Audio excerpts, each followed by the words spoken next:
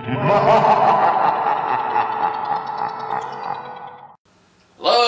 gentlemen and beautiful ladies.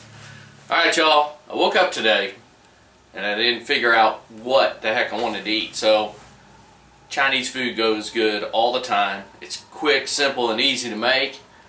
And so I really don't have a recipe for this. I'm just putting it together because the recipe is pretty much similar for all the dishes. It just depends on what meat and what you have available.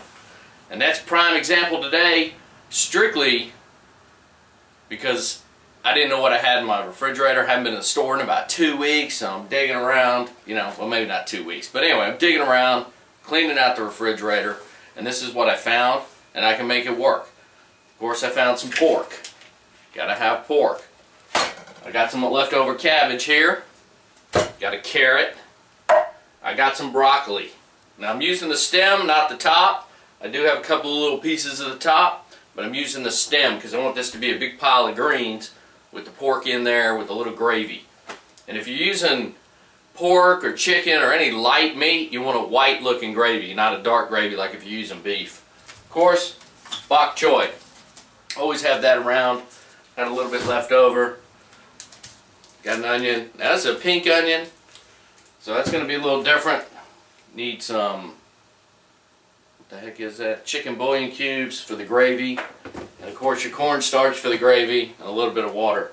Oh, soy sauce and ginger. That's it. Now you can mix and match any of these. It doesn't matter. Whatever you got, use it. I wouldn't be using like bell peppers and stuff. You want to just use leafy green kind of vegetables. And make you a bowl of rice. Let me cut this up and I'll show you what we're going to do. Alright, y'all, let me show you how I've cut these vegetables up, because it is kind of important on some of them. As you know, the broccoli's real thick, right? So what I did is cut the stem thin, because these take a while to cook. Not that I'm really going to be cooking them, because I'm going to kind of be stir-frying them. Same thing with the carrot that I had left over. Now the onion, normally I just use green onion, but I only had this purple onion. This might turn my gravy purple. Not real sure. Same thing for the ginger. I peeled it, cut it nice and thin. That's going to go in when I start cooking the pork right there. Of course, you always got pork around here at the hog zone. And then I just chopped up some of the leaves of the bok choy. And of course, you got your cabbage. And I left it big. I don't know why, I just did. Now the gravy's going to be where you don't want this thing floating in gravy like, Salisbury steak or something. You just need a little gravy to kind of get some fluid all over the vegetables. So just get you a glass and get your bouillon cube and dump it in. And that's chicken bouillon. I'm going to put the other one in. There's no measurement. I always use about 2 of those though. Need the salt out of those things. See the chicken bouillon in there? That's your best friend. Beef bouillon also. If you're making gravy, you got to throw a handful of them things in there. Let me put some water in there. That's about the amount of water I'm using, probably a cup and a half. I may have to add some more, but we'll worry about that when it happens. Oh, last thing I forgot. I was digging around the pantry. I'm going to throw these in there too. They're not going to add much, but they do kind of look funky when they're in the meal.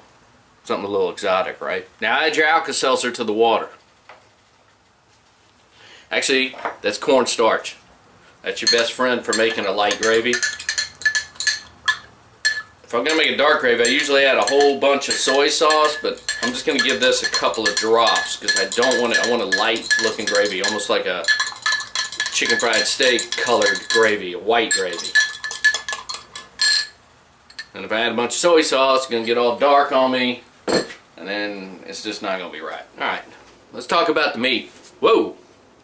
Yeah, I'm fast. Check it out. That's that onion. It's trying to turn it purple already. Okay. Alright, let's talk about the meat.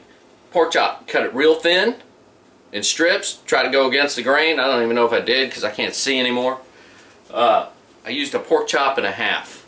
You don't want a whole lot of meat in this because the whole meal is what you're after. It's just, you just need something in there to kind of pick and choose and go ugh and bag. Plus the rice is going to be there, and that's what's really going to fill you up. Anyway, y'all, let's start cooking. Now, y'all, I got a cast iron wok. You have to preheat it. That's the whole problem with woks. Most people you got to preheat that sucker. You need it raging hot. That's why at the Chinese joint you get your food so fast, because they got that thing just blistering hot, and you can't really do it at home. So preheat that wok, get it real hot, and then use small amounts to cook in it. Don't dump it all in one time, because then you're going to have a soggy mess, and you just don't want that. So you got to be smart about it. Just do a serving at a time.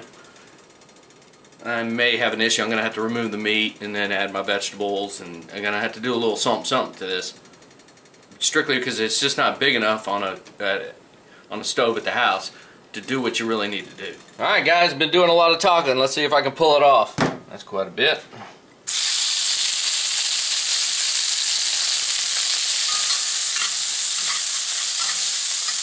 Everything needs some magic dust. I don't care who you are. And I'm going to call it done. I got to turn on my fan. Now, here we go. We're going to go ahead and get the carrots in there and the broccoli, because that takes a while to cook. Now, since I cut it thin, it doesn't take too long. I'm going to start adding the onion in. Okay, y'all, I'm feeling pretty good about it. I'm just going to start adding my cabbage in. And it's probably too much cabbage, but I don't care. Bok choy. And you can see, I shouldn't really fill this up any more than what I got it. But I'm going to break my own rules. I'm just going to add it all. Because I'm a professional, right? Now I'm going to give this a little shot of soy.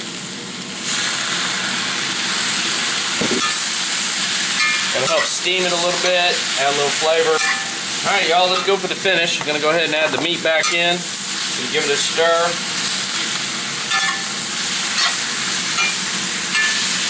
Now, gravy time. Like I said, I shouldn't have this much in here. Should have just one serving. But I'm lazy. And I don't follow my own directions very well. Now you can see that gravy down there. Just want to mix that around.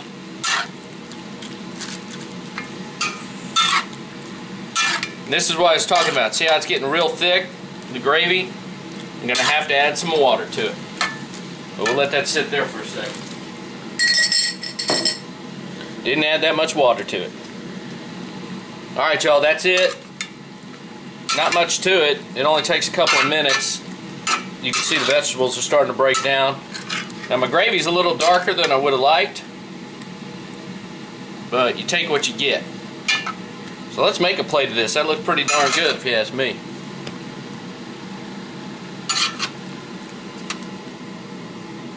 Looks pretty darn good.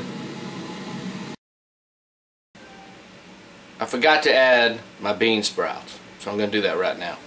Now y'all, one thing about those bean sprouts, you may want to go real light on them, because they do taste like dirt. I don't know what the deal is, but they will change the flavor of the overall meal. So if you're not real partial to eating the bean sprouts, you know, leave them in the can. Better yet, get some fresh ones, but once you throw them in the thing, you can't tell the difference. Okay guys, you've seen the dish. It's not bad at all. Phone's blowing up.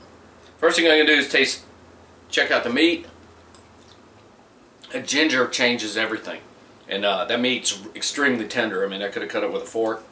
You know, they got the vegetables. This is perfect.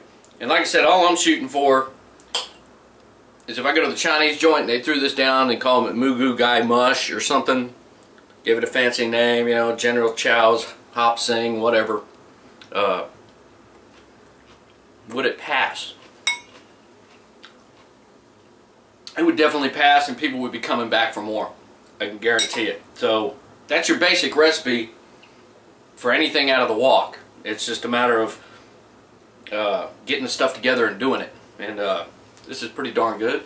And I'm going to go ahead and finish my lunch. So anyway, y'all, I appreciate you watching. Check out thehogzone.com. I got another channel called The Hog Zone. It's all hunting stuff, so if you ain't into that, I wouldn't go there. I do a little fishing too. So Anyway, y'all, I appreciate you watching. And time for lunch. I got to thinking about it. I'm just going to call this General Chow's Wild Vegetable Delight. You know. Sounds pretty good, doesn't it? Oh, and if you want to kick it up, you could throw a hot pepper in there, you know. And get a little zing to it.